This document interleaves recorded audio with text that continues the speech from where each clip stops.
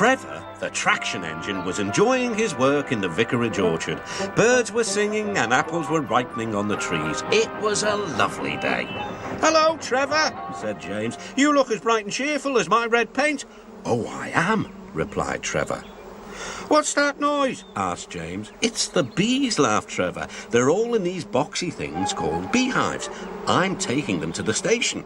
The vicar says his bees make good honey and is giving some of them to his friends." Just then, Boko, the diesel engine, hummed in. "Take care, you two. Don't make the bees angry. They might sting you." James didn't like being told what to do by a diesel, and he buzzed away. "Goodbye, Trevor," called Boko, and set off to see Duck at the next station. Bill and Ben, the tank engine twins, were busy arranging trucks, but they scampered off when they saw Boko. "I remember the first time I met those two," laughed Boko. "They nearly made my eyes pop out. Edward soon put a stop to their games." "Edward is the only one who can keep Bill and Ben in order," chuckled Duck. "I sometimes call them the bees." "A good name," replied Boko. "They're terrors when they start buzzing around." James bustled in. "What's that, Duck?" he snorted. "Are you afraid of bees? They're only insects after all, so don't let that buzzbox diesel tell you different." "His name is Boko, and he didn't "I wouldn't care," interrupted James. "If hundreds were swarming around, I'd just blow smoke and make them buzz off." "Buzz, buzz, buzz," retorted Duck. The next morning, James arrived at the station to collect his coaches.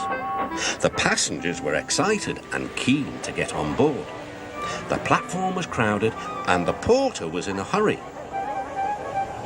"Mind your backs," he shouted. Then there was trouble. The beehive fell and broke open. The station cleared like magic. James heard a familiar buzzing. The bees were too cold to be cross, so they buzzed around the fireman hoping he'd mend their hive, but he didn't understand, nor did his driver. So the bees turned to James. His boiler was nice and warm. Buzz off, hissed James. One bee burnt his foot. "Ooh, ah, phew, phew." The bee thought James had burnt him on purpose.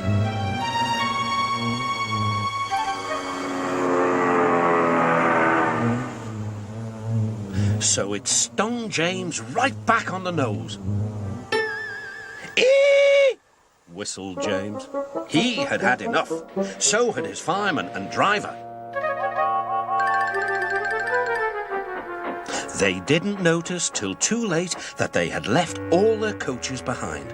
They tried everything to get rid of the bees. First, they spun on the turntable, to no avail. They tried washing them off, but the bees clung harder to James's warm boiler. Then they tried smoking them off by going through a long tunnel. But still the bees wouldn't go away. "It's no good, James," said his driver. "We'll just have to go back to the orchard and fetch another hive." James's reply was drowned by the sound of buzzing. The vicar was waiting anxiously for James. When he arrived, the bees swarmed straight into their new home. "Come on, James," said his driver. "What you need now is a good hose down." Later that evening, James was resting in the shed when the vicar came to see him. "Thank you for saving my bees," he said. "It's a pity it's not Christmas, then we could call you James the Red-Nosed Engine."